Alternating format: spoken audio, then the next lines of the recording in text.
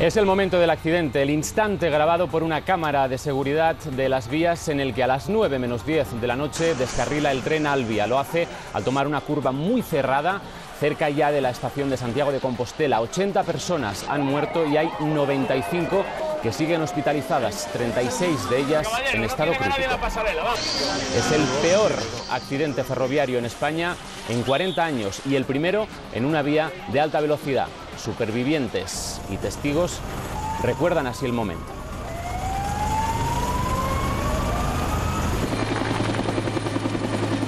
Sí, recuerdo que fui para adelante, para atrás, para los lados y que luego acabé en el fondo del pasillo.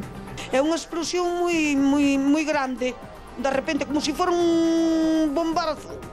Se movió hasta el sofá que estaba sentada y salí a la puerta y vi toda una humareda muy grande. Desconcierto, nervios y escenas de dolor entre los supervivientes. La primera ayuda que recibieron fue la de los vecinos de la zona que acudieron enseguida a sacar gente de los vagones. Luego llegaron policía, bomberos y equipos de emergencias. Durante todo el día, los forenses trabajan para identificar los cadáveres.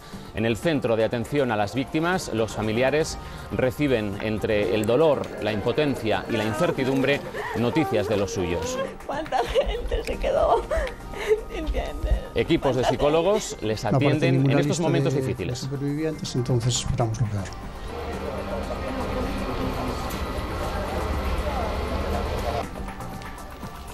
Buenas tardes, estaremos en el lugar del accidente para contarles todo lo que ha ocurrido desde el momento en que se produjo la tragedia. Allí, durante toda la mañana, se trabaja para ir retirando el amasijo de hierros en lo que quedó convertido el tren. Hay 3 investigaciones abiertas para aclarar las causas del accidente. La caja negra está ya en manos del juez. Su contenido aportará datos clave sobre posibles fallos o la velocidad a la que circulaba el convoy. El exceso de velocidad parece a esta hora la principal hipótesis sobre la causa de este accidente. Según algunas fuentes, el maquinista habría reconocido que el tren llegó a la curva a 190 km por hora cuando la señal de la vía indica un máximo de 80. Oficialmente, a esta hora, ni expertos ni la delegación del Gobierno confirman estos datos y piden cautela mientras siguen investigando. El juez ha pedido a la policía que tome declaración a uno de los maquinistas. Los Reyes viajarán esta tarde a Santiago después de enviar a las familias de las víctimas su más profundo cariño y su solidaridad. El presidente del Gobierno, Mariano Rajoy, ha estado esta mañana en el lugar del accidente acompañado por el presidente de la Xunta y la ministra de Fomento y ha anunciado 3 días de luto. Rajoy ha dicho que hoy es un día muy difícil en el que reconforta la gran solidaridad de los españoles. Ha visitado a los heridos que están hospitalizados y ha transmitido su apoyo a los familiares de las víctimas. Mi pesar a todas las familias y amigos de las personas que han fallecido, que desgraciadamente son demasiadas. Yo quiero decirle a esas familias y a esos amigos que no van a estar solos y que la solidaridad de todos los españoles les va a acompañar siempre. Hoxe, no Día de Galicia, todo o pobo choramos a traxedia que estamos a vivir, choramos as víctimas e choramos o desasosego das familias. Desde toda España han enviado mensajes de pésame y cariño hacia las víctimas. Congreso, ministerios y partidos políticos han guardado un minuto de silencio. También, desde fuera de nuestras fronteras, han mostrado su solidaridad tanto gobiernos como instituciones europeas. También el Papa, desde Brasil, se ha mostrado profundamente apenado.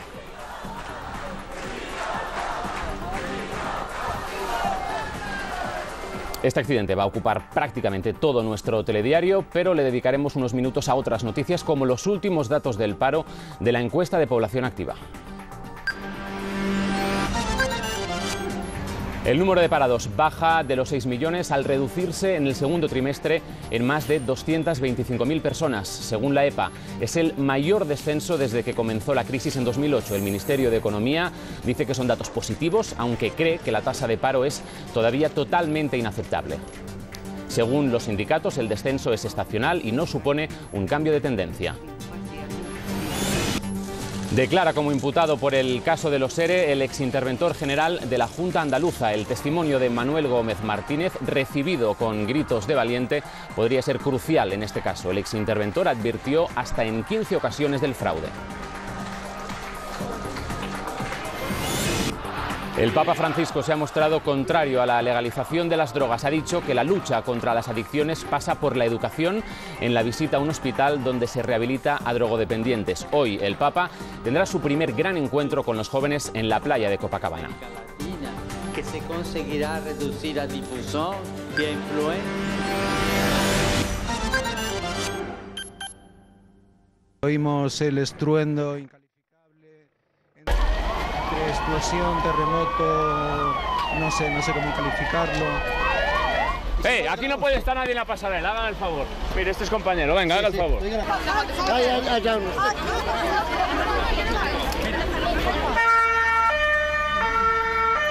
Yo saqué a un chico y saqué a una chica con la que estuve hasta el final y era el vagón que estaba pegado a la máquina que estaba. Yo pude sacar a 5 o 6 personas con la ayuda de más gente. Son voces e imágenes de este accidente en el que han muerto 80 personas. Otras 95 están hospitalizadas, 36 de ellas en estado crítico. El juez tiene ya en sus manos la caja negra del tren que arrojará datos sobre las causas del descarrilamiento. Durante este informativo estaremos en directo en el punto exacto del accidente, en el pabellón que se ha habilitado como tanatorio en el Centro de Atención de Víctimas, en el barrio de San Lázaro, donde los familiares recaban información, y en el Hospital Clínico de Santiago para conocer el estado de los heridos. Vamos a acercarnos en primer lugar al punto del accidente. Los servicios de emergencias descartan que haya más víctimas o heridos atrapados en los vagones. Allí, Xavier Fortes, los operarios continúan trabajando en los restos del convoy.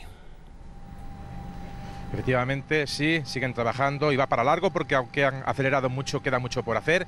Y es que recuerden que eran 9 vagones y 4 máquinas las que componían este convoy siniestrado, y de momento solo han sido liberados 4 vagones, las partes más afectadas posiblemente donde se hayan producido el mayor número de víctimas mortales.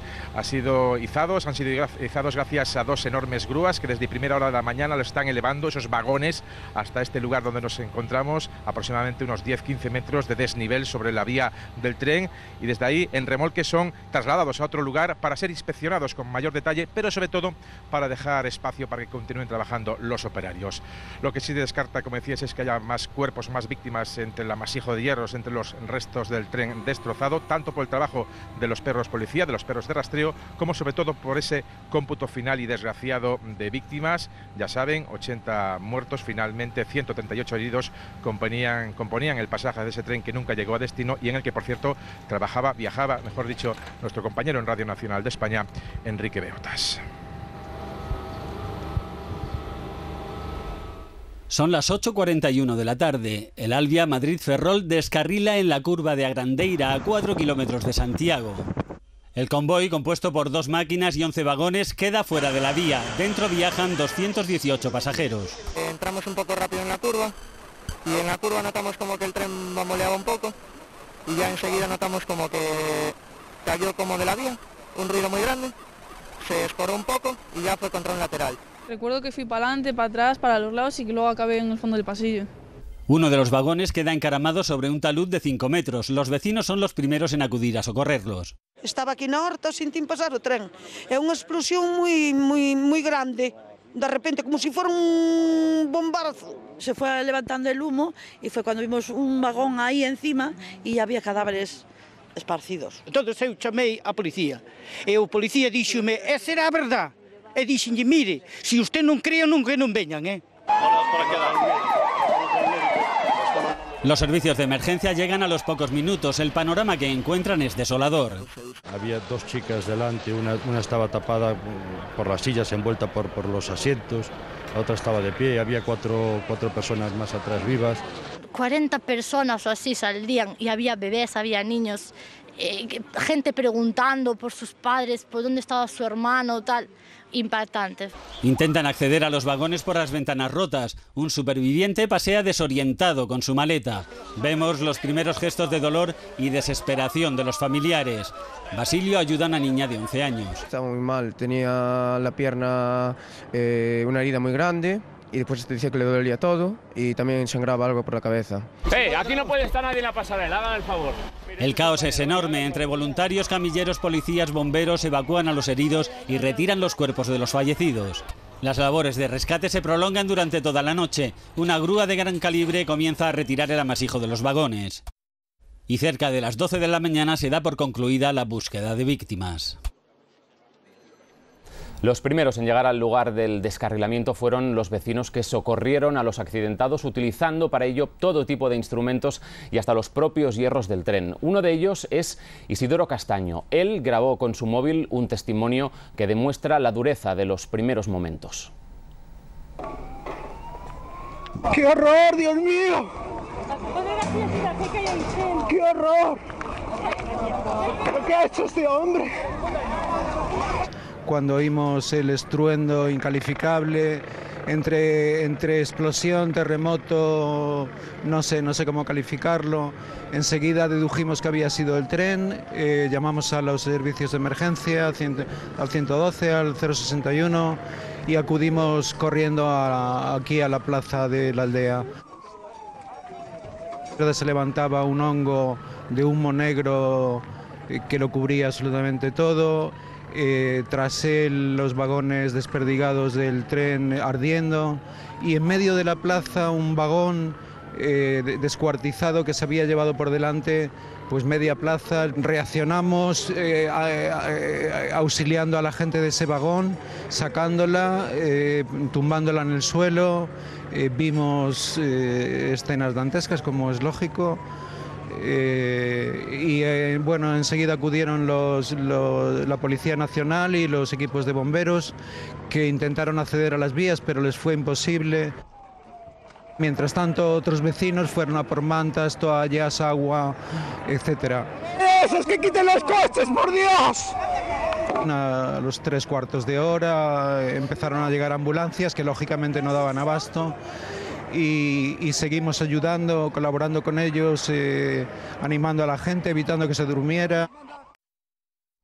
A las 8 de la mañana comenzó el traslado de los cadáveres desde el pabellón Fontes d'Ossar hasta dos hospitales de Santiago, el Clínico y el Hospital Provincial, donde se les están realizando las autopsias para identificarlos. Miguel Elmir, ¿cuántas víctimas se les ha hecho ya la autopsia? De momento se ha logrado identificar 40 cuerpos mediante huella dactilar o autopsia. De ese equipo forense están realizando esas autopsias de forma simultánea en dos hospitales de Santiago de Compostela. Es un proceso lento y riguroso porque no quieren cometer ningún error. Una vez identificados se les comunica a sus familiares que de 4 en 4 están acudiendo a este pabellón hoy sanitario improvisado para recogerlos. Por cierto, que las autoridades judiciales han hecho un llamamiento para que los posibles heridos que salieran por su propio pie del accidente acudan, se identifiquen, porque no está del todo claro si la lista de pasajeros está completa o no. Este pabellón multiusos Fontes d'Ossar es desde anoche un gran tanatorio improvisado. Jueces y forenses trabajan sin descanso en la identificación de las víctimas, mientras los familiares esperan noticias. Pilar no sabe nada de su amigo, no está en los hospitales. No está identificado como los heridos en todas las listas que nos han ido dando.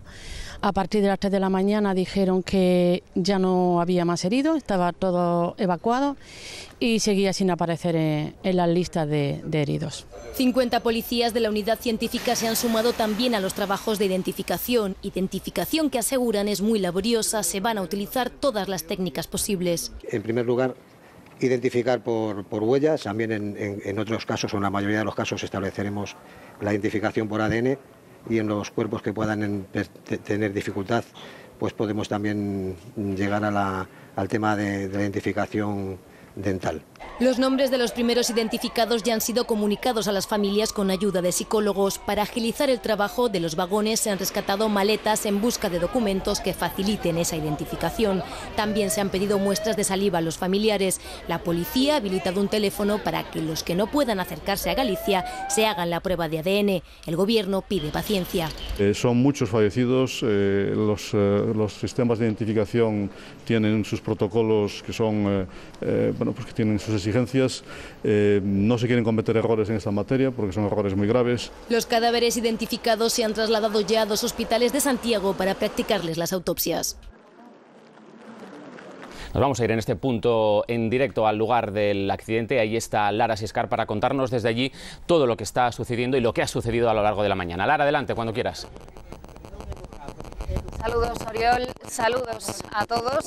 Estamos aquí en el lugar de los hechos, en el barrio de Angrois, es donde ese tren descarriló ayer a las 10 menos 20 de la noche. Este es el punto en el que las primeras atenciones a las víctimas salieron desde aquí, desde los ciudadanos de este barrio. Vamos a seguir recopilando información, dándoles todos los datos. Nos vamos a ir en estos momentos al edificio municipal Cersia de Santiago de Compostela. Allí es donde se sigue prestando atención a los familiares de las víctimas, apoyo psicológico. Les recordamos que aún hay muchas víctimas que no están identificadas.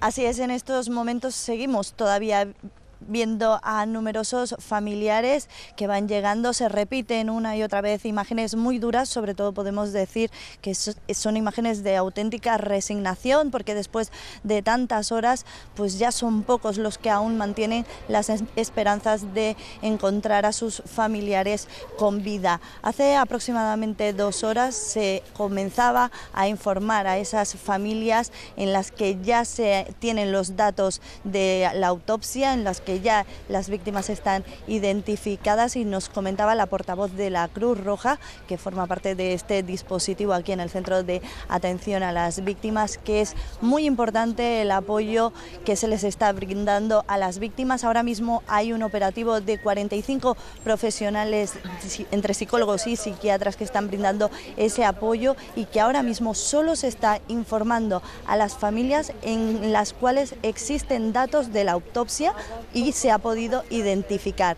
También ha insistido mucho que es muy importante que comprendan esa lentitud y ese trabajo laborioso, porque es imprescindible, como veíamos antes, que no pueda haber en situaciones como esta ninguna equivocación. Una vez que se les notifica esta fatídica noticia, estos familiares son llevados hasta el multiusos del SAR, donde está siendo ese tanatorio improvisado. ¿Qué esperar? Hay que esperar. Esperar y nada más, no hay otra cosa. Y si está cadáver, esperar que dé orden el juez. Es la impotencia de no saber nada de su sobrina, solo que iba en el tren. Que tienen que poner un poco en el pelo de los padres, en el cuerpo de los padres, que es horrible. Que nos dejen ir al hospital, que nos dejen ver los que están inconscientes. Y cada familiar dice si es el suyo o no. Esto es un proceso lento. Lo que se les está trasladando a los familiares es básicamente que tienen que tener la mayor calma posible, porque cuando se les den datos, se les quieren dar datos totalmente verídicos. Tras más de 12 horas de nervios, de no soltar el teléfono, este mediodía terminaba la incertidumbre. Llegaba la lista, la de heridos. Por fin, algunos respiraban aliviados. Para otros venía lo peor, la llamada de la policía confirmando uno a uno a cada familiar el resultado de las autopsias, la identidad de los muertos. ¿Cuántos son? ¿Cuánta gente se quedó? ¿Entiendes? ¿Cuánta gente? A estas horas ya no aparece ninguna lista de supervivientes, entonces esperamos lo peor. ¿Y cómo? Mi tío y mis 2 primos. ¿Y viven en Madrid? No, es Ciudad Real. A un bautizo. Veníamos para un bautizo y nos quedaremos para un funeral. Estamos apoyando a la policía en la comunicación de esas noticias a los familiares y acompañándolos al SAR, que es en donde están los cadáveres. Ha sido el momento más duro. Algunos familiares se han derrumbado, teniendo que recibir asistencia médica. Y nosotros estamos simplemente por si alguna persona tiene algún problema médico para tratar de resolvérselo. Imprescindible la ayuda psicológica, de la que se están encargando medio centenar de psicólogos, médicos, trabajadores sociales, llegados de distintos puntos de España y con mucha experiencia en catástrofes humanitarias. Por favor, el máximo respeto a las familias que están pasando una situación muy tensa desde ayer. Estos son los números de teléfono que la Cruz Roja y la policía han habilitado para los familiares de las víctimas. Además de los 80 muertos, todavía hay 95 personas hospitalizadas, 36 de ellas están en estado crítico. Nos vamos en directo hasta el Hospital Clínico. Arantxa Marculeta, ¿qué dice el último parte médico?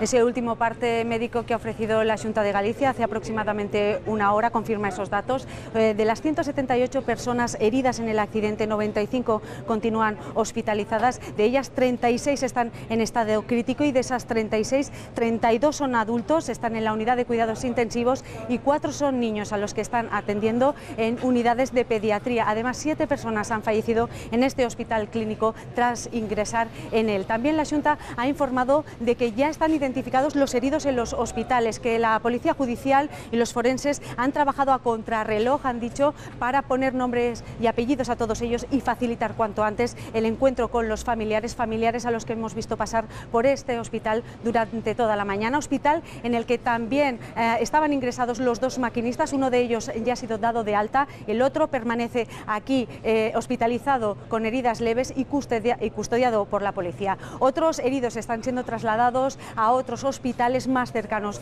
a sus casas y la Xunta también informa de que no es necesario que se done más sangre, ya hay suficiente gracias a la enorme respuesta ciudadana. Feliciano está esperando a que acabe la operación de una de sus 2 sobrinas de 7 y 11 años que viajaban en el tren. Venían acompañadas de sus otros tíos para pasar unos días en Ferrol.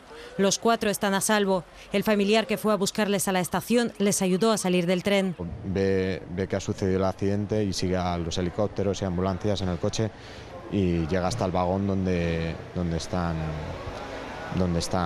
atrapados, ve a una de las niñas salir, a un hermano suyo. Más de 100 personas han pasado la noche en 6 hospitales. Yo he pasado la noche en consolaciones. ¿Ibas sola? Con una amiga. ¿Que también está bien? Sí, está estable y ahora supongo que le darán el alta dentro de unas horas.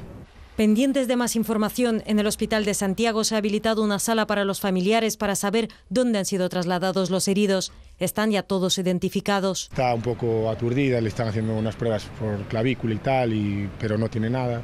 Salió por su propio pie. Está consciente que se va a recuperar y que para él, a pesar do xoque do trauma, a vida pues va a continuar. 83 personas ya han sido dadas de alta, otros 95 pacientes permanecen ingresados. 32 de ellos en las unidades de críticos y 4 en la unidad de críticos de pediatría. Entre los heridos hay personas de otras nacionalidades. La doble investigación, la judicial y la de Fomento, ya está en marcha para determinar lo ocurrido. La velocidad con que entró el tren en la curva de Agrandeira, muy cerca de Santiago de Compostela, está en el centro de todas las hipótesis. Xavier Fortes, ¿qué sabemos de las causas del siniestro? Pues esa, la que comentabas tú, la velocidad es la principal hipótesis, aunque aún hay mucho que investigar y que matizar. Por ejemplo, el máximo responsable de la DIF ha dicho que le parece descabellado que el tren, entrando en una zona próxima a una estación, además en zona curva, pudiese ir a 190 kilómetros, como se ha comentado, cuando está limitada a 80. En ese sentido sería importante saber qué ha dicho uno de los 2 maquinistas a la policía en una declaración ordenada por el juez, pero de momento nada se sabe de esa declaración, ni tampoco de esas afirmaciones o informaciones que algunos medios manejaban a primera hora de la mañana, conforme uno de los 2 maquinistas o los 2 habían confirmado que evidentemente iban a un exceso de velocidad y que eso había provocado que el tren hubiese descarrilado. Habrá que esperar, por lo tanto, cuál es el trabajo de investigación, que va a ser arduo, no desde luego nada rápido. Va a haber que esperar a los acontecimientos y a las investigaciones. Primero de los técnicos en los raíles, sabiendo los registros, las marcas de frenada. También viendo y inspeccionando esas imágenes, visualizando esas imágenes que veíamos a comenzar el telediario, donde se ve cómo el tren descarrila. Y por último, sobre todo, la caja negra que contiene las conversaciones entre los maquinistas y el control de Renfe y Adif en el momento del siniestro, que ya está en poder del juez. La caja negra del tren, custodiada por la Policía Judicial, será clave para aclarar por qué descarriló al entrar en la curva de Agrandeira y a qué velocidad iba. Los sindicatos creen que el accidente se produjo por varios factores y no solo por la velocidad. Cada vez que ocurre un accidente y termina la investigación, normalmente es la suma de una serie de circunstancias las que llevan a un accidente. La situación de la curva, la situación de la propia infraestructura, el que el material es aluminio y ha dado, cuando se ha salido de la vía, con hormigón y ha cortado como una tijera. Durante el trayecto, el tren dispone de 2 sistemas de seguridad, el RTMS más avanzado, que se desactivó poco antes del lugar del accidente, y el sistema ASFA, con información puntual, activo en el momento del siniestro. Los expertos dicen que los 2 son seguros. Hay tramos a la entrada de las estaciones que ya no hay RTMS, entonces funciona el ASFA. El ASFA es el sistema degradado. Si se queda sin RTMS, pues funciona con ASFA. Los 2 sistemas son totalmente seguros. Y lo que pasa es que el RTMS da más información. Pero también dicen que pueden fallar. Si el sistema es activado y funciona bien, es imposible porque el tren queda parado. Ahora, está esta posibilidad de que el sistema fallara en esta parte. Hay 2 investigaciones abiertas, la judicial y la que se lleva a cabo por la Comisión de Investigación de Accidentes Ferroviarios, dependiente de Fomento. También la administradora de infraestructuras ADIF y la operadora Renfe analizan las causas por las que el tren descarriló. Según Renfe, el tren pasó revisión ayer por la mañana. Otra de las circunstancias que podrían haber agravado las consecuencias del accidente, según Talgo, el fabricante, es la cercanía a la estación, porque es un momento en que hay más gente de pie. El convoy accidentado era un Alvia de la serie 730 de Renfe, fabricado por Talgo y más conocido como Patitos por la forma de sus locomotoras. El tren estaba formado por 4 cabezas tractoras, 8 vagones de pasajeros y un coche cafetería. En total 13 unidades en las que viajaban 218 pasajeros más tripulación, aunque tiene capacidad para unas 270 personas. Es un modelo híbrido de alta velocidad, es decir, funciona con electricidad y con gasoil, de ahí sus 4 cabezas tractoras. De esta forma pueden circular por tramos de alta velocidad y por los que todavía están pendientes de electrificar, como ocurre en el trayecto que une Madrid-Ferrol. Por este motivo, incorpora depósitos para 2.000 litros de combustible. Tiene un sistema de ejes de ancho variable que le permite adaptarse a los distintos anchos de vía sin que el tren se tenga que detener para hacerlo. El tramo de vía en el que se ha producido el descarrilamiento es de los últimos inaugurados, concretamente en diciembre de 2011, preparado para la alta velocidad, pero sin el sistema de gestión de tráfico ERTMS, el más avanzado y del que dependen frenos y señales, entre otras cosas. Tanto el tren como la vía están preparados para superar los 200 km/h, pero el punto del accidente es una curva complicada donde el protocolo de seguridad limita la velocidad a 80 km/h. Este es el primer accidente ferroviario en España en una línea de alta velocidad. Renfe ha puesto en marcha un plan alternativo de trayectos ferroviarios entre Madrid y Galicia que afecta a 11 líneas. Los servicios que unen Chamartín con A Coruña son desviados por Pontevedra y por Lugo el tren hotel entre Barcelona y A Coruña, el que une Vigo con Hendaya y el de Irún con Vigo. Estos recorridos también incluyen tramos por carretera, al igual que los servicios entre Barcelona y A Coruña o Vigo. Además, Renfe suspende temporalmente su compromiso de puntualidad y da la opción de anular o cambiar su billete sin coste adicional. El presidente del Gobierno ha estado en Santiago de Compostela, ha visitado el lugar del accidente y el hospital donde están ingresadas, como les hemos dicho, 140 personas, algunas en estado crítico. Rajoy ha decretado, Alex Barreiro, 3 días de luto oficial en España. Sí, 3 días de luto oficial en toda España y 7 en la Comunidad Gallega. El presidente del Gobierno ha trasladado las condolencias a los familiares de las víctimas y ha visitado a algunos de los heridos que ya han sido trasladados a planta. Rajoy ha dicho que hoy es un día muy difícil, marcado por un accidente terrible y dramático que quedará grabado en la memoria para siempre. El presidente del Gobierno ha elogiado el trabajo realizado por las fuerzas y cuerpos de seguridad del Estado, por los servicios de emergencia y los bomberos y también por el personal del Ministerio de Fomento, pero sobre todo ha querido lanzar un mensaje de agradecimiento a los ciudadanos anónimos, a todos aquellos que ayer se acercaban a los hospitales gallegos para donar sangre, a todos los que acudían al lugar del siniestro para ofrecer su ayuda, un lugar que el presidente del Gobierno visitaba esta mañana.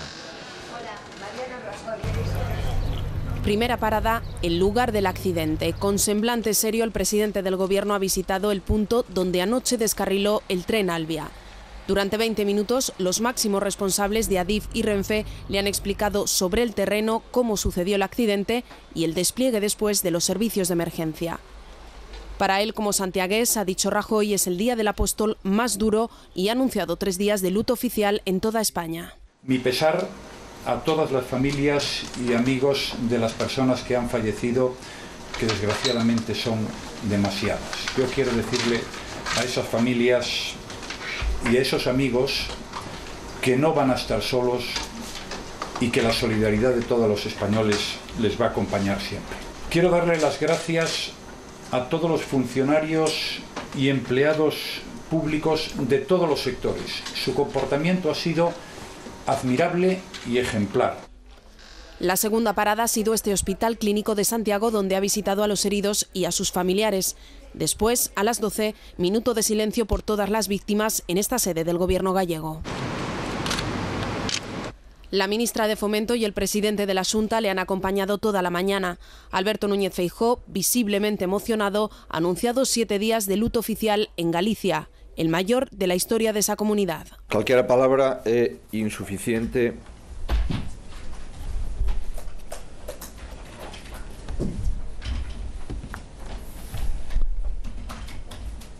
para un sentimento que só se pode describir con vaguas. Hoxe, no Día de Galicia, todo o pobo choramos a traxedia que estamos a vivir, choramos as víctimas e choramos o desasosego das familias. Gobierno y Xunta se han reunido después en un comité de crisis para analizar la situación.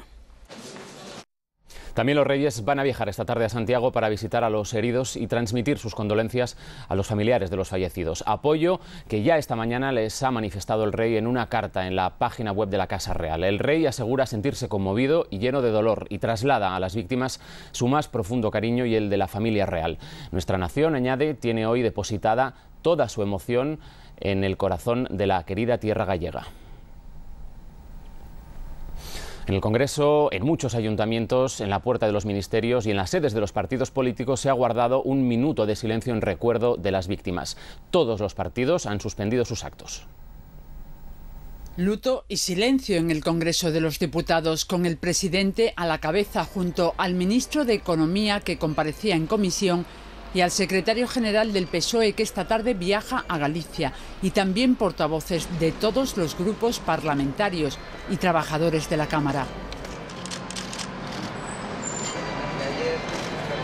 Nuestro más cariñoso y sentido pésame a las familias de los fallecidos y deseamos a los heridos una pronta y rápido restablecimiento. También condolencias del PP por el grave accidente y un minuto de silencio en todas sus sedes, empezando por la sede nacional. El PSOE ha suspendido todos sus actos en toda España en solidaridad con las víctimas. Y el secretario federal de Izquierda Unida está ya en Galicia para apoyar a los heridos y a las familias de los fallecidos. La Administración General del Estado ha decretado 2 días de luto y se ha guardado un minuto de silencio en las puertas de los ministerios y en algunas reuniones de trabajo.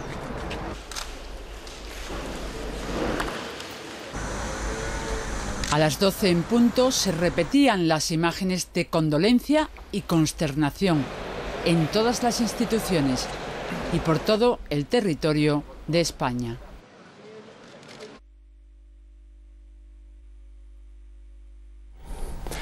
En Galicia se han decretado 7 días de luto. Hoy es el Día de Santiago. Se han suspendido las fiestas y todos los actos oficiales. En la Catedral de Santiago, la ofrenda al apóstol se ha convertido en un homenaje a las víctimas. La ciudad, Alex Barreiro, está consternada. Consternada y conmocionada, sí. El centro de la ciudad, que hoy debería estar lleno de gente, muestra una imagen muy diferente a la esperada. Solo algunos turistas y algunos peregrinos que llegan hasta esta plaza de Obradoiro, preguntando, eso sí, por la última hora de la noticia. Fuera del centro, silencio, solo roto por las conversaciones de algunos vecinos, siempre sobre el mismo tema. Desde ayer por la noche se han cancelado todos los actos festivos que estaban previstos y la tradicional ofrenda al apóstol se ha convertido hoy en un homenaje a las víctimas y a sus familias. El que iba a ser el día grande de la comunidad está siendo en realidad el día más triste para los gallegos.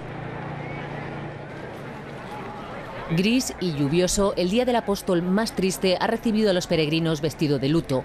En su día grande los gallegos no tienen nada que celebrar y los visitantes tampoco. El sentimiento, dicen, es agridulce.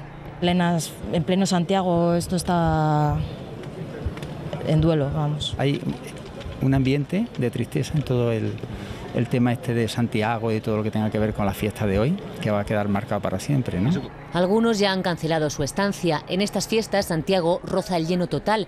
Este año además se estaban alcanzando récords de peregrinos.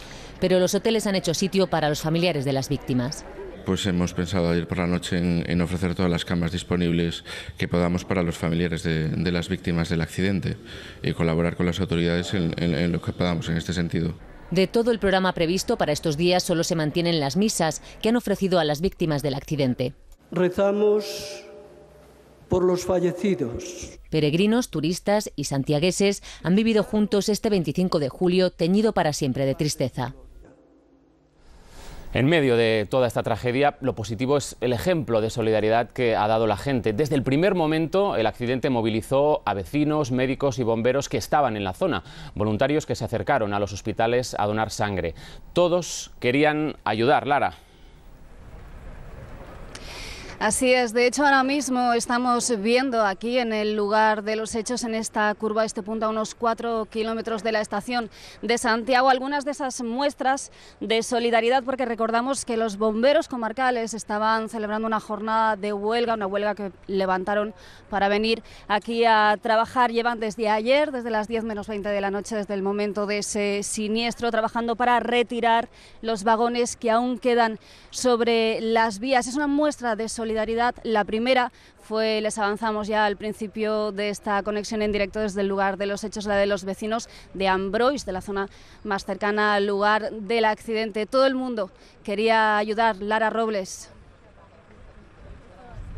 Ha sido de nuevo una demostración de unión ante la tragedia. Los primeros en llegar, los vecinos de Ambrois. El accidente les sorprendió en sus casas. Ayudaron con lo que tenían. Yo cuando vi que había gente abajo en la vía del tren con piedras intentando abrir las ventanas, intentando romper las ventanas, fue cuando las llamé. Les ayudamos intentando romper con nuestras manos la alambrada para que pudieran salir. Por la mañana, desde esa alambrada y casi sin dormir, todavía costaba creer lo sucedido. El vagón ardiendo, la gente gritando, meterte dentro de los vagones, sacar a la gente, traer paneles de madera para hacer de camilla. Yo saqué a un chico y saqué a una chica con la que estuve hasta el final y era el vagón que estaba pegado a la máquina que estaba ardiendo. En ese momento no te das cuenta de lo que estás haciendo, simplemente tratas de ayudar con lo que puedes, tapando, dándole beber a alguien, con la linterna alumbrando, a ver si aparece alguien más. Médicos fuera de servicio, enfermeros en paro que se pusieron a trabajar, bomberos en huelga que la desconvocaron, todos acudieron sin pensarlo. En los hospitales hasta algunos pacientes han pedido el alta para que otros, más graves, ocupen las camas. Llevo más de 48 horas sin dormir, estuve toda la noche ahí sacando cadáveres, gente de todo. Era el día de Galicia, entonces tenemos el día libre. Y nos acercamos aquí porque bueno, yo quería donar, quiero donar porque soy cero negativo. La emergencia era máxima y las autoridades sanitarias hicieron un llamamiento. Se necesita sangre para atender a las víctimas. El resultado, colas de hasta 500 personas y hospitales colapsados. La consejera de Sanidad ha dicho que ya no hacen falta más donantes. Demostraron el carácter de un pueblo solidario, de un pueblo unido, de un pueblo preocupado e implicado en una desgracia de tal magnitud. Instituciones gallegas, autoridades o el presidente del gobierno han dado las gracias a todos los que han formado parte, una vez más, de esta marea de solidaridad. La investigación determinará si, como todo apunta, la causa de este trágico accidente ha sido el exceso de velocidad y si ha habido algún problema en el trazado de la vía. Con Alex Barreiro está la ministra de Fomento. Alex, buenas tardes de nuevo. ¿Qué tal? Buenas tardes, ministra de Fomento, Ana Pastor. En este momento hay dos investigaciones abiertas, la judicial y la que se coordina desde el Ministerio de Fomento.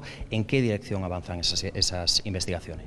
Bueno, avanzan como usted muy bien apunta, trabajando las dos, y nosotros lo que hacemos es ponerle todos los medios materiales y humanos a su disposición, como le he trasladado al presidente, para que puedan realizar su trabajo de la forma más rápida posible. En este momento lo que estamos volcados es en apoyar a las víctimas, a sus familias, y poner a su disposición todos los medios. La solidaridad de todos los ciudadanos ha sido impresionante, la de los cuerpos y fuerzas de seguridad, los sanitarios, todos los profesionales de la DIF, de Renfe, y nosotros lo que hacemos es, en esta fase, esa es la prioridad. También trabajar para que la vía quede expedita y puedan volver a circular los trenes, y después ayudar y apoyar en todo lo que podemos para que se puedan esclarecer las causas de este terrible y este dramático accidente que ha costado la vida a tantas personas.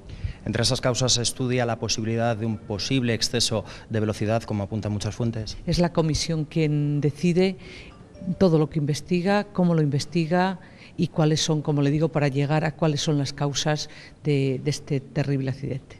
La curva de Agrandeira es un tramo dentro del trazado del nuevo AVE. Muchos ciudadanos se pueden plantear ahora la seguridad del trazado de alta velocidad. ¿Se van a tomar medidas en esta dirección para supervisar, para garantizar esa seguridad? Como le digo, cuando se ha producido el accidente, la comisión de investigación y la investigación judicial lo que hacen es trabajar para ver cuáles son las causas, esas causas del accidente, y en esas causas entiendo que están trabajando y van a seguir trabajando de forma intensa para arrojar luz, que es lo que tienen que arrojar la luz, sobre cuáles han sido las verdaderas causas de ese accidente, y que la verdad se esclarezca y que se sepa la verdad, por respeto a las víctimas y a sus familias. Estupendo, muchísimas gracias, ministra. Gracias. Gracias, Alexia, en las explicaciones de la ministra sobre cómo se desarrolla la investigación para esclarecer las causas de ese accidente. Hoy nos queremos fijar también en las redes sociales. Cuando habían pasado solo unos minutos del accidente, en Twitter se compartía información, mensajes de personas que buscaban a los suyos, mensajes que actualizaban los teléfonos de emergencia y mensajes de ánimo y apoyo a Galicia. Crespones negros inundan hoy las redes sociales. Acompañan a mensajes de dolor por las víctimas del accidente y de apoyo a heridos y familiares de los fallecidos. Cuando solo habían pasado unos minutos del accidente, las redes sociales, sobre todo Twitter, se convirtieron en una fuente de información urgente. Muchas personas trataban de localizar a sus familiares que viajaban en el tren. Como no les cogían el teléfono, pedían ayuda. Con fotos, con descripciones, daban datos para ver si alguien les podía dar alguna noticia. Mientras los servicios de emergencia y sanitarios seguían trabajando para rescatar de los vagones cadáveres y heridos, en Twitter se compartía la información. Mensajes con los números de teléfono para saber quiénes habían fallecido o estaban heridos, para orientar a las miles de personas que querían colaborar donando sangre, y para buscar voluntarios que pudiesen dar ayuda psicológica a los familiares que poco a poco iban llegando a Santiago. Y todos los mensajes con hashtag, con las etiquetas que ponen los usuarios para marcarlos. Ánimo Galicia, Todos con Galicia o Tragedia Santiago. El accidente de tren ha desencadenado una ola de condolencias y solidaridad en el mundo entero. El Papa desde Brasil y muchos gobiernos han expresado su dolor por las víctimas. Las instituciones de la Unión Europea también han comunicado su pésame y han suspendido algunos de los actos previstos para hoy. La frontera de Galicia con Portugal, la vecindad, hace que aquí se sienta más dolor si cabe por esta tragedia. El presidente de la República le ha enviado un mensaje al rey manifestando su profundo pesar y el de todos los portugueses. El ministro del Interior anoche llamó a su homólogo español ofreciéndole toda su ayuda. Los informativos de televisión y radio abren con la noticia que ocupa un inevitable lugar destacado en todos los medios. En una carta, Rajoy Olana ha expresado sus condolencias a las familias de las víctimas ante una tragedia, ha dicho, que afecta a toda España. Aquí también es la principal noticia del día. Por ejemplo, la televisión pública con 2 especialistas en plató y otros 2 enviados especiales que destacaban lo destrozados que están los vagones por lo violento del golpe y la solidaridad de los vecinos que ayudaron a las víctimas. Todos los medios de comunicación británicos, prensa, radio y televisión, y sobre todo esta última, abren sus informativos desde anoche y siguen minuto a minuto el accidente ferroviario de España. El ministro de Asuntos Exteriores, William Hague, ha manifestado su pesar y ha mostrado sus condolencias con las víctimas. Se confirma que hay un ciudadano británico entre los heridos. Aquí en Río de Janeiro, el Papa Francisco ha estado puntualmente informado del accidente de tren en Galicia y ha pedido oraciones por las víctimas. El pontífice ha animado a vivir con fe estos momentos de dolor y es muy probable que el Papa Francisco se refiera públicamente a este accidente durante alguno de los actos que hay programados para hoy, para este jueves, aquí en Río de Janeiro, dentro de la Jornada Mundial de la Juventud.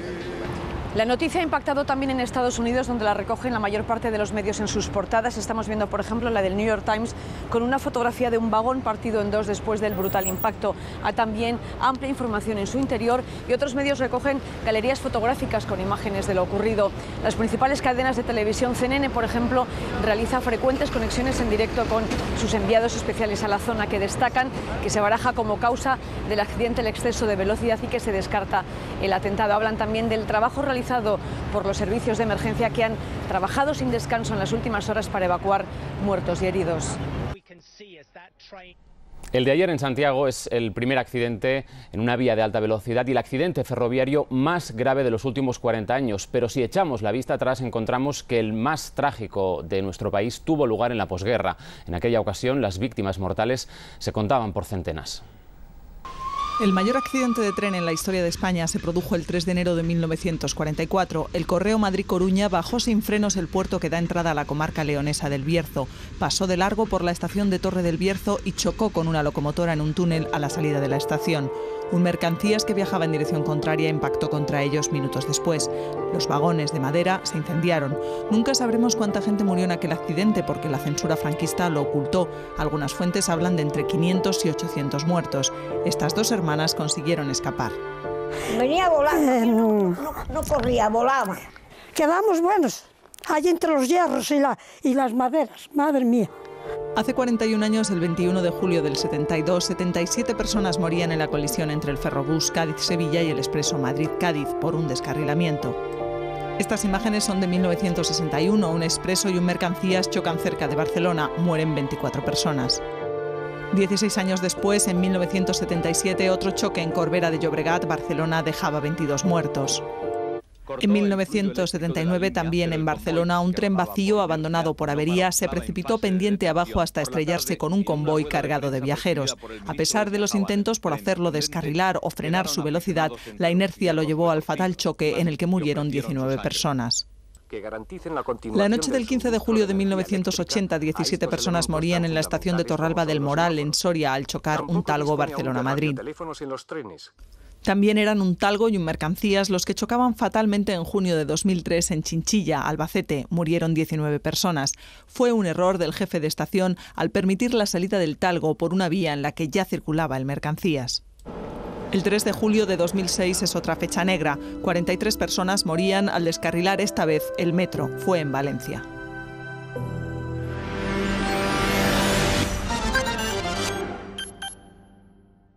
Volveremos en unos minutos a Galicia, pero ahora vamos a contarles otras noticias del día. Hoy se han conocido los datos de la EPA del segundo trimestre. El paro bajó en 225.000 personas. Es el mayor descenso desde 2008. La tasa de paro se sitúa así en el 26,2%.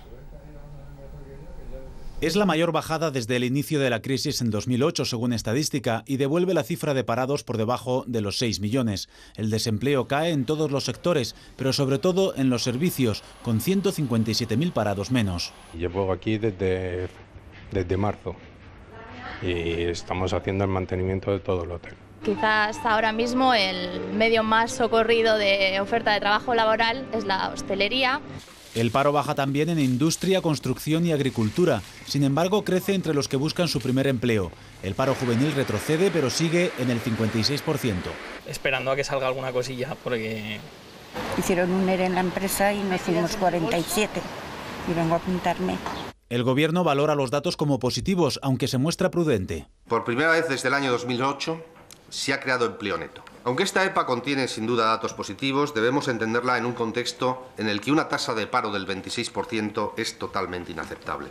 Los sindicatos dicen que esta bajada del paro no supone un cambio de tendencia. Es un empleo fundamentalmente de carácter temporal con contratos a tiempo parcial y que por tanto pone de relieve, y en el sector servicios, lo que pone de relieve que es un contrato de baja calidad. Son unos datos reflejo de un comportamiento marcadamente estacional. Entre abril y junio se han creado 149.000 empleos, aunque todos ellos fueron en el sector privado. El sector público redujo 2.600 puestos de trabajo. Como aquí se abren bastantes franquicias diariamente, pues siempre falta gente. Cuando es temporada alta contratamos a más personal porque queremos dar un servicio un poco en condiciones. Por comunidades el paro baja sobre todo en Madrid, Baleares, Andalucía y Cataluña. Los hogares con todos sus miembros en paro también se reducen un 4%, aunque siguen siendo 1.800.000. Estos datos de la encuesta de población activa indican, según el Partido Popular, que se camina en la buena dirección. Los grupos de la oposición ponen el acento en que se trata de empleo precario. Si el paro que todavía permanece después de estos datos de la encuesta de población activa, en torno a los 6 millones, no ha subido hasta niveles cercanos a los 7 millones, es porque estamos asistiendo a la mayor caída en la población activa jamás registrada en nuestra historia estadística. Todo aquello que pueda suponer un mirar hacia el futuro con mayor esperanza, tenemos que valorarlo positivamente. Los datos indican que hay más desigualdad, a una caída de salarios brutal y que el empleo que se está creando es un empleo mucho más precario. Ha aumentado el turismo debido sobre todo a los problemas que hay en Turquía, Túnez y otros países que compiten con España, ¿no? Así que bueno, pues hay que felicitar a los que hayan conseguido un empleo precario de camarero o de lo que sea, pero evidentemente eso ni es la solución al desempleo ni a la crisis económica. El componente estacional de un mes, o de un verano mejor dicho, que está batiendo récords en incorporación de turistas por distintas circunstancias al Estado español, me hace dudar de la fidelidad de una foto fija. Esto no es que hayamos llegado a la solución del problema del desempleo, pero sí quiere decir que estamos en el camino correcto, que estamos en el camino por donde se resuelve el problema del desempleo. A esta hora, la juez Alaya, que instruye el caso de los ERE fraudulentos en Andalucía, interroga a Manuel Gómez Martínez. Fue interventor general de la Junta durante 10 años, entre 2000 y 2010. Gómez Martínez advirtió hasta en 15 ocasiones de la utilización inadecuada de las transferencias de financiación. Juzgados de Sevilla, Ramón Valles, ¿se sabe ya algo de su declaración? ¿Qué tal? Buenas tardes. Pues el interrogatorio ha comenzado con la lectura por parte de la juez Alaya de los delitos que le imputa a Manuel Gómez. Son dos: prevaricación y malversación. Gómez lleva declarando casi 4 horas aquí en los juzgados. A su llegada ha sido jaleado por un grupo de personas de una plataforma ciudadana de apoyo a la magistrada que le han aplaudido y le han animado a contar todo lo que sabe.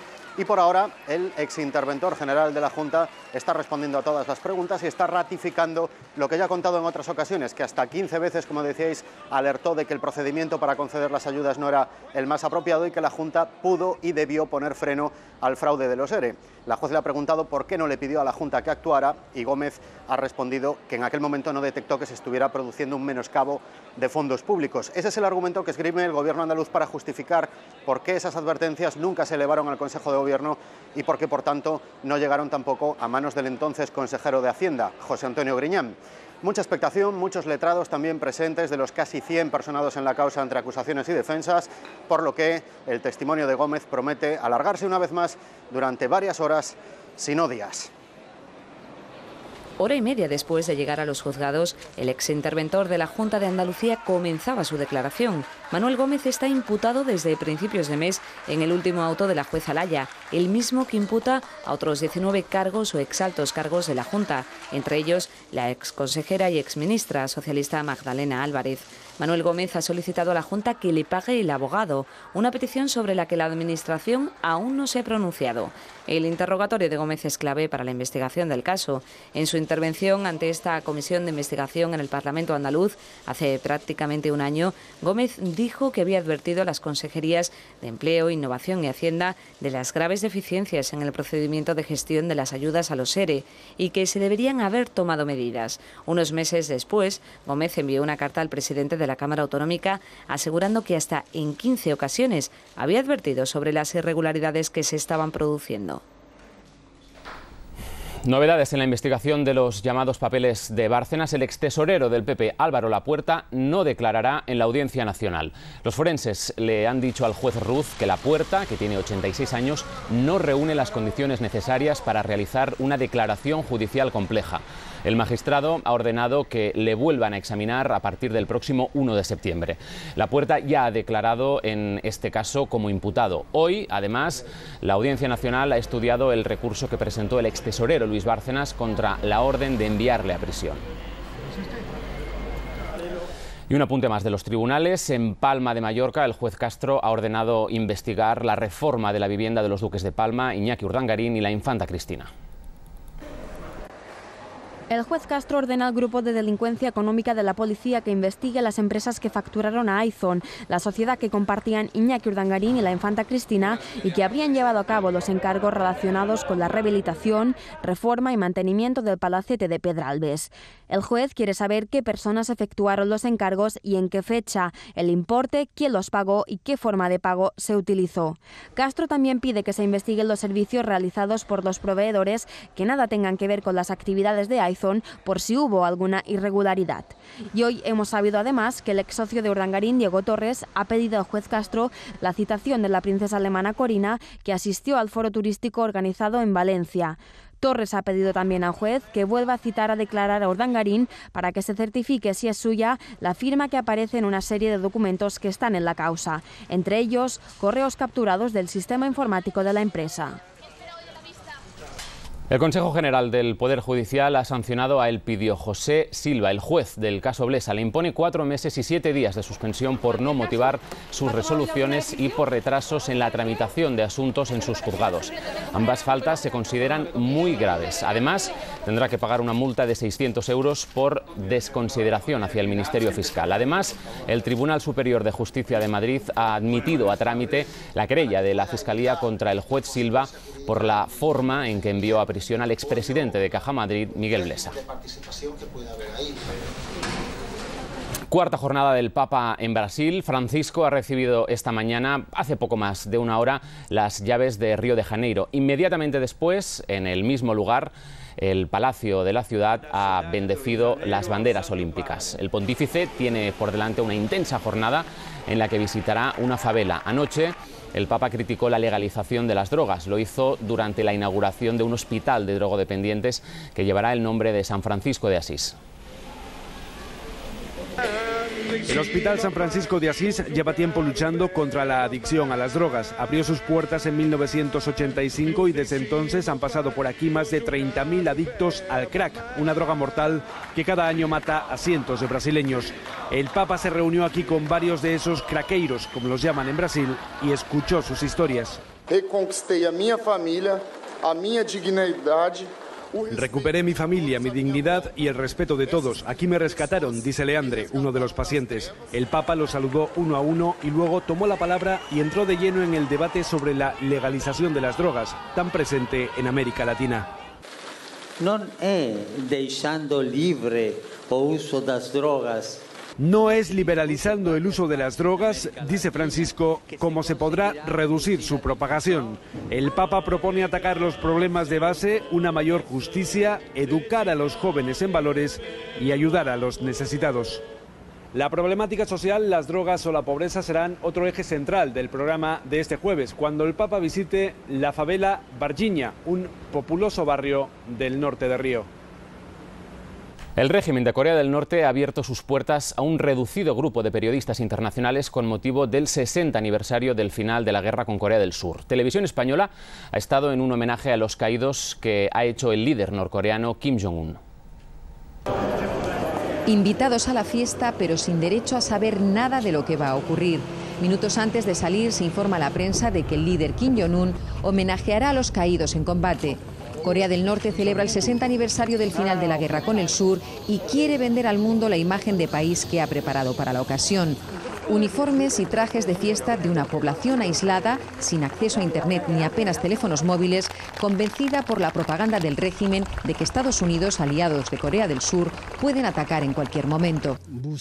No tengo miedo. Si los americanos desatan una guerra, los veteranos lucharemos. Las lágrimas de esta mujer frente a la tumba de su marido piloto de combate desaparecen a la sola mención de Estados Unidos.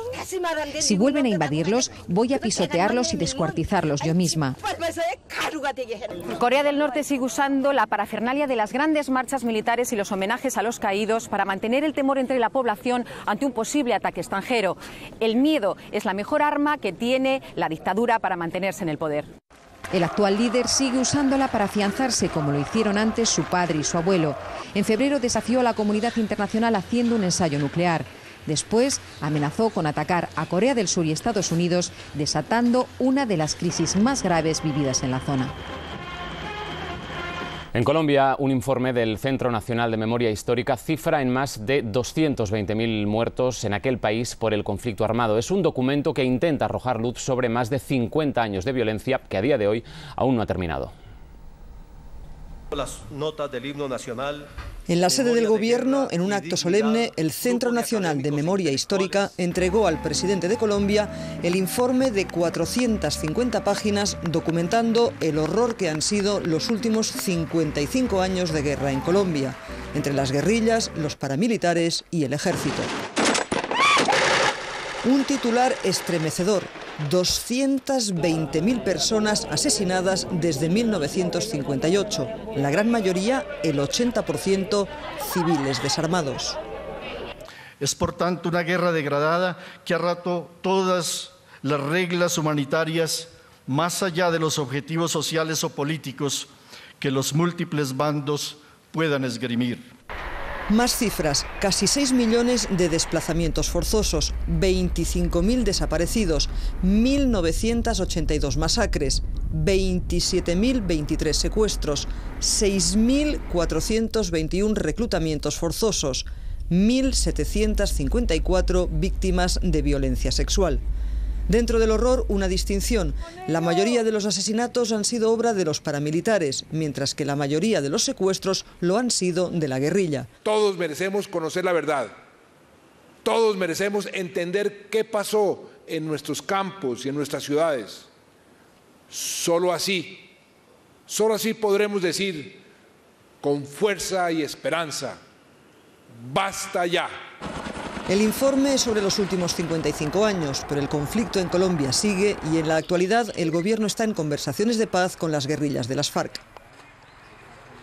La SGAE ya tiene nuevo presidente, es el guionista y director de cine José Luis Acosta. Sustituye en el cargo a Antón Reixa, que fue cesado del cargo hace 9 días. Acosta obtuvo 20 votos de los 39 miembros de la Junta Directiva. El otro candidato, José Miguel Fernández Sastrón, logró 16. La votación de hoy se ha producido después de que los dos candidatos presentaran sus programas de actuación, que han sido debatidos por los integrantes de la Junta Directiva. El nuevo presidente comparecerá esta tarde en rueda de prensa.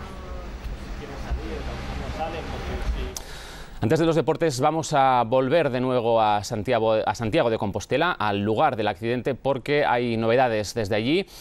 Xavier Fortes, cuéntanos.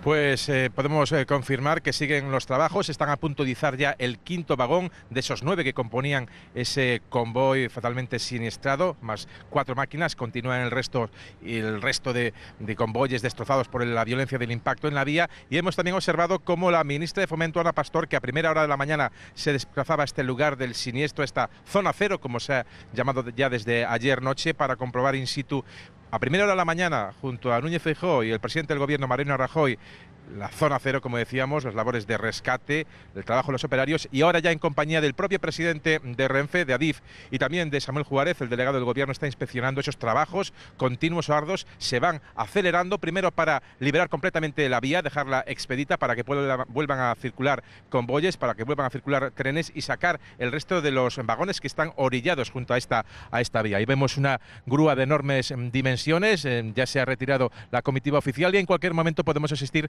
a a ese izado, que es un izado realmente complicado. Primero hay que traer hasta este viaducto esa enorme masa, esa enorme mole de hierros que es un vagón, luego izarlo, una altura aproximadamente de 10-15 metros de desnivel hasta este viaducto, y luego ya esté preparado un enorme camión de 2 ejes para transportarlos a otro lugar, dejar hueco, inspeccionarlos por los técnicos para tratar de investigar las causas de este terrible accidente y dejar espacio para que los operarios continúen trabajando y en las próximas horas puedan dejar ya expedita esta vía del tren. Aquí lo estaremos contando, por supuesto, en la 1 y toda la tarde en el canal 24 Horas.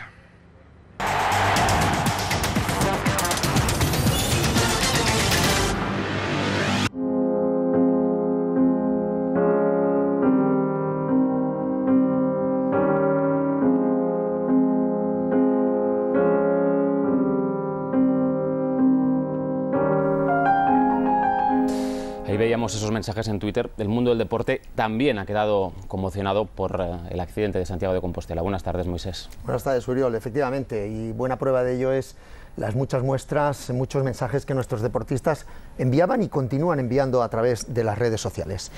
Uno de los focos deportivos más importantes de estos días es Barcelona, donde se están disputando los mundiales de natación.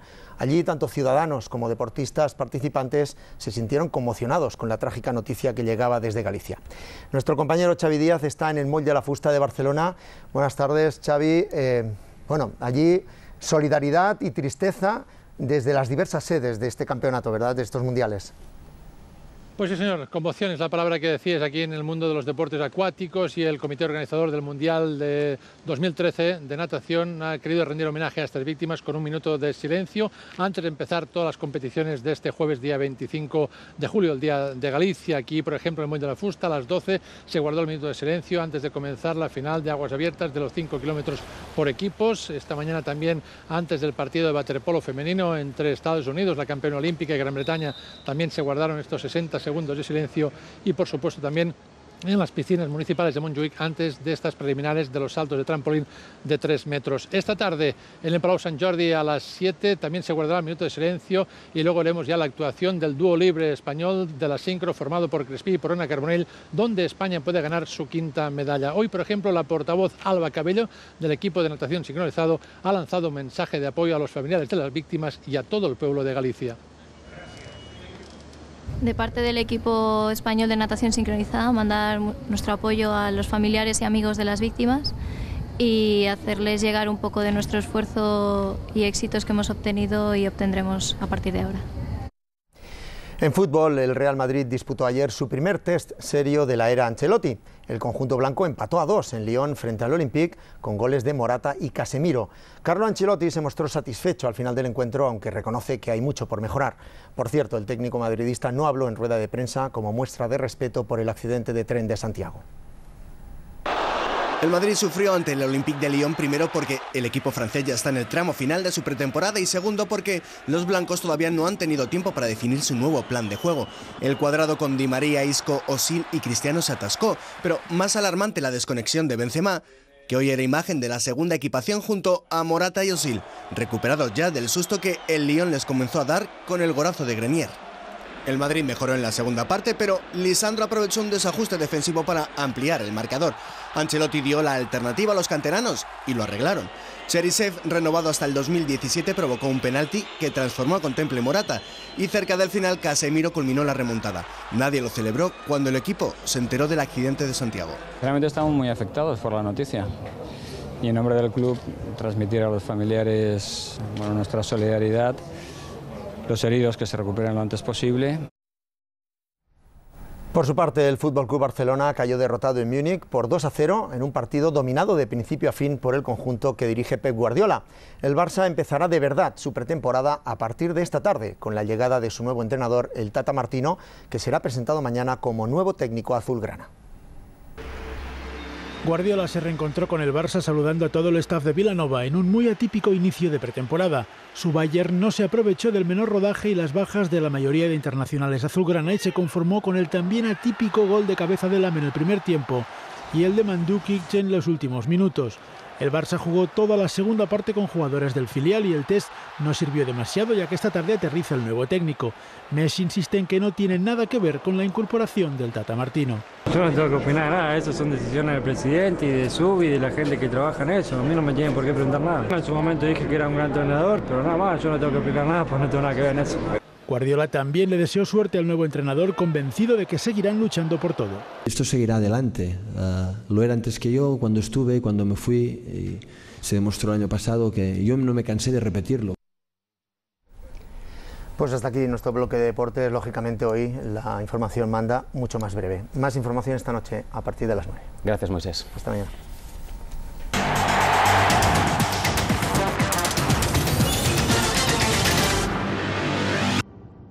Vamos a volver de nuevo a Santiago de Compostela para recordarles los principales datos de ese accidente de tren que ha costado la vida a 80 personas. 95 siguen hospitalizadas, 36 en estado crítico, de ellos 4 niños. En Angrois, el lugar del accidente, se siguen retirando los restos del tren. Lara Siscar. Así es, continúan aquí esos trabajos de retirada de esos 8 vagones que llevaba el tren Alvia, serie 738 vagones más 2 máquinas. Se sigue trabajando en este punto, en esta curva donde descarriló ese tren a las 10 menos 20 de ayer, un tren que transportaba más de 200 personas. Como saben, era la jornada previa al Día Grande de Galicia. Han sido 500 policías los que han venido a trabajar aquí, han sido 9 policías científicos que siguen aún trabajando en la identificación de las víctimas. Le recordamos que este tren salió de la estación de Madrid-Chamartín a las 3 de la tarde, tenía prevista su llegada al Ferrol a las 10:30 de la noche, y aquí en este punto, a unos 4 kilómetros de la estación de Santiago de Compostela, descarriló en esta curva. Según afirmó el propio conductor, iba a 190 kilómetros por hora en una curva que debía haber cogido a 80 kilómetros por hora. Sigue abierta la línea de investigación. Hace unos instantes ha estado aquí la ministra de Fomento, Ana Pastor, Samuel Juárez, el delegado del Gobierno, con el presidente de Renfe, para controlar estos trabajos que continúan. Ven ustedes en estos momentos cómo los servicios de protección civil acercan agua fresca a la gente que está trabajando para retirar los restos del tren. Aquí en Galicia hace unas horas estaba lloviendo intensamente, pero en estos momentos hace mucho calor. Y esto es lo que ocurre aquí en directo en el punto del accidente, en este descarrilamiento que ha dejado 80 muertos y 36 heridos en estado crítico. Gracias, Lara, por esa última hora desde el lugar del accidente. Seguimos además muy pendientes de la evolución de los heridos, especialmente de los 36 que se encuentran en estado crítico. Volvemos de nuevo hasta el Hospital Clínico de Santiago. Arantxa Marculeta, ¿qué última información tenéis? Pues no hay novedades sobre el estado de esas 36 personas, recordamos 32 adultos y 4 menores a los que están atendiendo en unidades pediátricas. 7 personas fallecieron tras ingresar en este hospital, en el que todavía está hospitalizado uno de los 2 maquinistas, eso sí, con heridas leves y custodiado por la policía. Los heridos siguen siendo trasladados a medida que se encuentran mejor a otros hospitales más cerca de sus casas, y después de una mañana de ver entrar y salir a muchísimos familiares, ahora la situación es muy distinta, nada que ver con lo que pasó aquí tras ese accidente. Un hospital que primero se colapsó ante la llegada de decenas de heridos, que después se colapsó ante la llegada de decenas de enfermeras, médicos, voluntarios que vinieron aquí para ayudar, para echar una mano en lo que fuera, y que se volvió a colapsar después ante la llamada ciudadana a que donasen sangre. Hubo aquí colas de hasta 500 personas y gracias a eso ya no hace falta más donaciones. Vamos a volver ahora mismo al lugar del accidente porque hay novedades. Están levantando uno de los vagones. Xavier Fortes, cuéntanos. Sí, efectivamente, si no fallan nuestras cuentas, sería el 5.º vagón de esos 9 que formaban el tren que ayer a las 9 menos 20 sufría ese terrible descarrilamiento llegando a Santiago de Compostela. Es el 5.º tren. Como ven, es el modo de proceder que llevamos observando toda la mañana. Primero acercan hacia el viaducto ese vagón, con unas pequeñas grúas ayudadas de operarios y luego ya una enorme grúa hidráulica lo va subiendo, lo va izando aproximadamente, como ven, unos 10-15 metros de desnivel entre la vía del tren donde tuvo lugar el accidente y este rellano, este altiplano en el que nos encontramos, donde depositarán primero ese vagón completamente destrozado, como pueden observar. Los más dañados fueron los que salieron a primera hora de la mañana, sobre todo la cafetería, donde tuvieron lugar posiblemente el mayor número de heridos graves, críticos y fallecimientos, y luego el resto ya de vagones, poco a poco, en un proceso casi en cadena. Ya orillan también cerca un enorme camión de enormes dimensiones con 2 ejes donde lo van a colocar, lo van a remolcar y así van a seguir sucesivamente hasta dejar en las próximas horas, confiamos en ello al menos, expedita completamente esta vía férrea que se acerca a Santiago de Compostela. Son los trabajos que estamos llevando a cabo en directo, que están llevando a cabo los operativos, las fuerzas de seguridad, los operativos de Adif y de Renfe en ese operativo para en las próximas horas, confiemos, dejar completamente liberada esta vía del tren. Gracias, Xavier Fortes, por contarnos cómo se estaban llevando a cabo en directo en este momento esos trabajos. Hasta el momento han sido identificadas 40 de las 80 víctimas mortales. La policía científica ha pedido a los familiares que se pongan en contacto con ellos para tomar muestras para pruebas de ADN. Miguel Elmir. Así es, en este tanatorio improvisado ya han sido identificados 40 cuerpos. Durante todo el día han estado viniendo familiares para recogerlos. Ha sido un proceso largo y ya aquí dentro tienen todo tipo de apoyo psicológico y judicial. Los familiares de los que iban en el tren están recibiendo atención psicológica en un edificio que se ha habilitado para ello. Algunos de ellos, María López, todavía no saben el paradero de los suyos.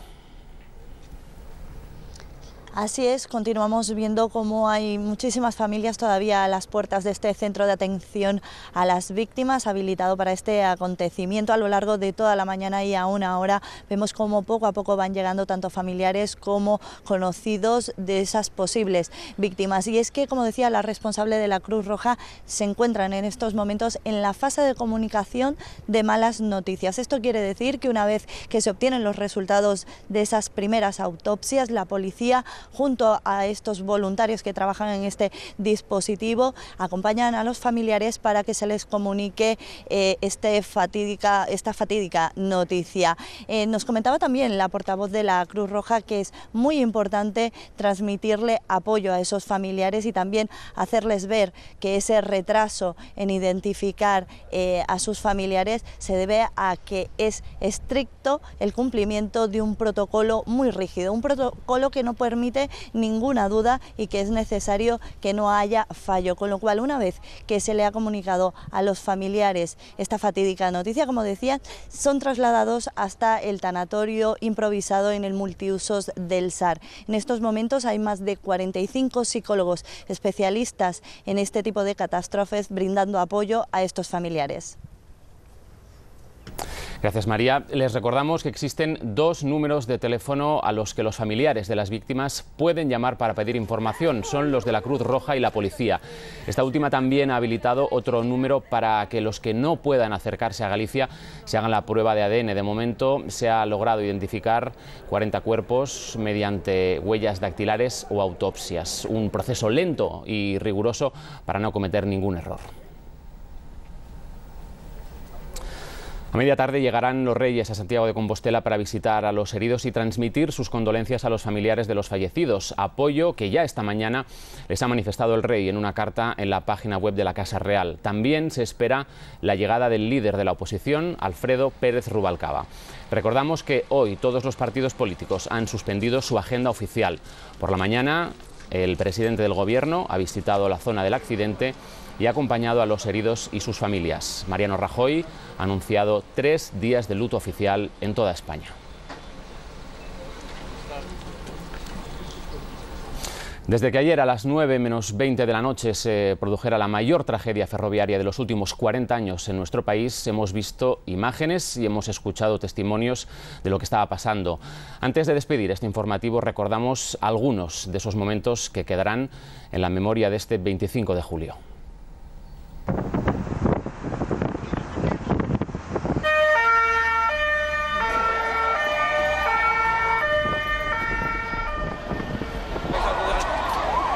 Caballero, haga el favor, vamos, vamos, no puede estar aquí.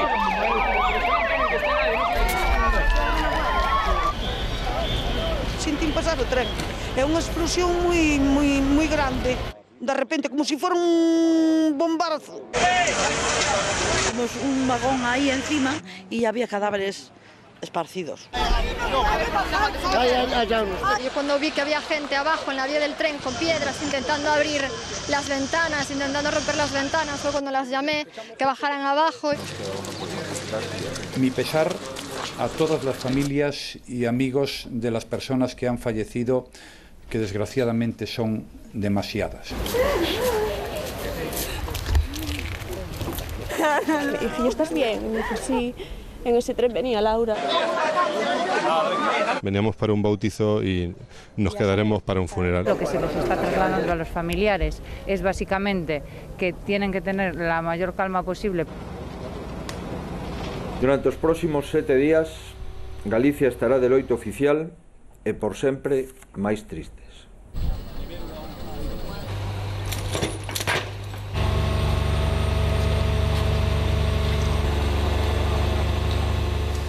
Nos vamos ya, no sin antes recordarles que España está de luto desde hoy hasta el sábado. 3 días para acompañar y compartir el dolor con las víctimas y familiares del accidente del tren Alvia que ha provocado la muerte a 80 personas. Hay todavía 95 hospitalizados, 36 en estado crítico. Ha ocurrido a escasos kilómetros de Santiago de Compostela y por eso hoy, 25 de julio, se han cancelado todas las celebraciones por esta festividad. Pueden seguir toda la información en el canal 24 horas y aquí en la primera a partir de las 4:30 de la tarde en una edición especial de España Directo. Será después de la previsión del tiempo con la que les dejamos.